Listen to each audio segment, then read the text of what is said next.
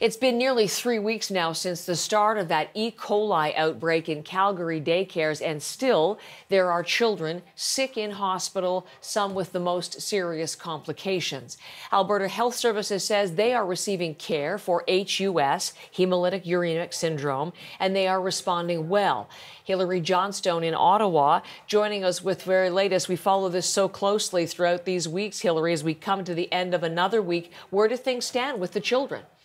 At this point, Heather, there are now 349 lab-confirmed cases of E. coli. There are 6 children, as you were saying there, that are still in hospital. All 6 of them have that more serious complication of hemolytic uremic syndrome, or HUS. 2 of the 6 are on dialysis at this point. So there were 8 kids in hospital the day before, so this has gone down by 2 children, but still concerning.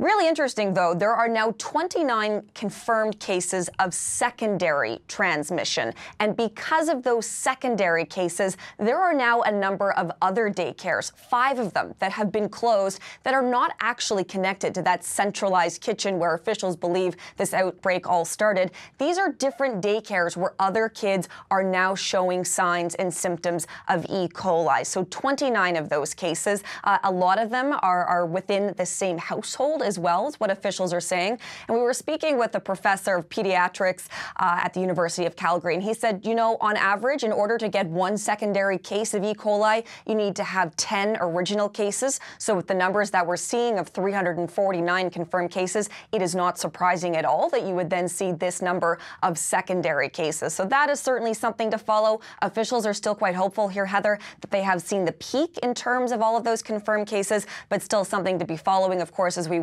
await for any word of where this all started, what the original food product may have been. At this point, though, finally, 842 kids have now been cleared to return to daycare. So a bit of good news there as well. Okay, important update. Hilary, thank you very much. Thank you.